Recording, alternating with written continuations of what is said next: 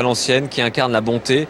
Et les deux hommes vont s'affronter de la naissance de l'un jusqu'à l'apothéose criminelle de ce personnage-là. Et j'avais envie d'une sorte de western un peu à l'ancienne, dans le contexte des années 50, 60, dans l'Amérique profonde, pour finalement parler de ce que nous sommes, nous, êtres humains au quotidien, dans ce que nous avons de pire, nos parts d'ombre. Qu'est-ce que c'est que les ténèbres de l'homme? Parce qu'on a tous une part d'ombre, finalement. Mais 20 romans, et ça vous a toujours intéressé, la part d'ombre de l'homme. Je pense à votre première trilogie, vos premiers romans, il s'agissait d'une trilogie du mal. Qu'est-ce qui vous fascine autant dans le mal?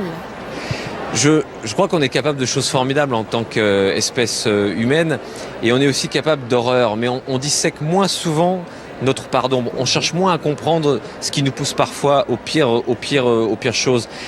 Et on a toujours peur de ce qu'on ne connaît pas. Alors moi, j'essaie avec mon métier de mettre un petit coup de lumière de temps en temps dans les ténèbres de l'homme. Et livre après livre, sous couvert de divertissement, finalement, j'ai l'impression de me rassurer, peut-être un peu de rassurer mes lecteurs, finalement, en cherchant à leur faire peur. Vous faites peur aux enfants, mais vous vous en prenez aussi aux femmes avec Que ta volonté soit faite. Ben, vous, pas directement, mais les femmes passent un mauvais quart d'heure. Oui, hélas, oui, parce que d'abord, c'est une réalité criminelle. Hein. La plupart du temps, les femmes sont plutôt les victimes des tueurs en série ou des violeurs en série. Et je trouve que pour un romancier, incarner le mal à travers un homme, c'est incarner tout ce qui va autour de domaines dont on n'a pas toujours le bon mot, etc. La sexualité, par exemple. Incarner le mal, c'est parler de la pulsion, par exemple. Et c'est ce que j'ai essayé de faire. Merci beaucoup. Visiblement, ils sont nombreux à vouloir que vous continuiez de leur parler. Séance de signature en ce moment jusqu'à 20h. Les gens attendent. Vous serez en séance de signature également samedi et dimanche. Oui. Merci d'avoir été des nôtres. Merci à vous. Au plaisir de vous lire à nouveau. Merci beaucoup. Alors, c'est très, très bon avis aux intéressés, aux gens qui aiment avoir peur. Maxime Chatham, c'est un incontournable. Et il y a des gens qui veulent le rencontrer, d'autres qui ne voulaient pas passer à l'écran tantôt, mais ça, c'est une autre affaire. On va changer complètement de genre à Anne-Josée. Vous avez rencontré un peu plus tôt aujourd'hui le BDiste François Valteri.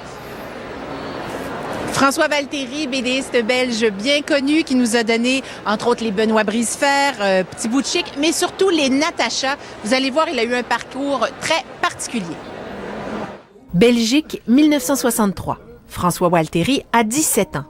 Une rencontre avec le dessinateur des Schtroumpfs va changer sa vie. Peyo m'a mis dans les mains le travail sans état d'âme, quoi. Alors il dessinait, il crayonnait ces petits personnages, ces petits Schtroumpfs, et moi je les ancrais. Il m'a déjà confié l'ancrage, qui est déjà fameux. Et alors j'ai travaillé avec lui pendant 12 ans. La série Natacha, son premier projet personnel réalisé avec Goss, va connaître un succès immédiat. Les lecteurs s'arrachent les aventures de cette hôtesse de l'air intrépide, digne représentante des années 60. J'aimais bien la dessiner, évidemment. Je savais que c'était un personnage un peu provocateur. Hein. Pour l'époque, il y a eu pas des critiques. Hein. J'ai jamais été critiqué, mais des avis en disant « Oh là là, c'est une bande dessinée pour Playboy ». Imaginez, regardez un petit peu le premier Natacha. On n'ose même pas mettre ça dans un catéchisme. Depuis, 23 aventures de Natacha ont vu le jour. Un succès qui réjouit le dessinateur. Pour François Valteri, il y a le plaisir de la création et le plaisir de la rencontre avec les lecteurs. Ici, j'ai quand même beaucoup de monde qui vient ici. C'est pour ça que je viens au Québec pour ça. Si on me dit, tu dédicaces pendant 1 heure ou 2, ben non, du temps qu'il y a des gens, je suis là, c'est tout. Hein. Je viens pas tous les jours ici, quoi. Faut pas les décevoir non plus. Rendez-vous samedi et dimanche au Salon international du livre de Québec. Alors voilà, le salon se termine dimanche. Profitez-en, il y a énormément d'activités, de rencontres. Maxime Chatham derrière, il y a India Desjardins pour les passionnés d'Aurélie Laflamme qui sera là toute la fin de semaine, qui est là également ce soir en séance de signature avec Marianne Verville. Il y a des activités pour tous les goûts. Bon salon. Et on en profitera. Merci beaucoup, Anne-Josée. Les sports, ça s'en vient dans 1 minute et demie. Il sera beaucoup question de hockey.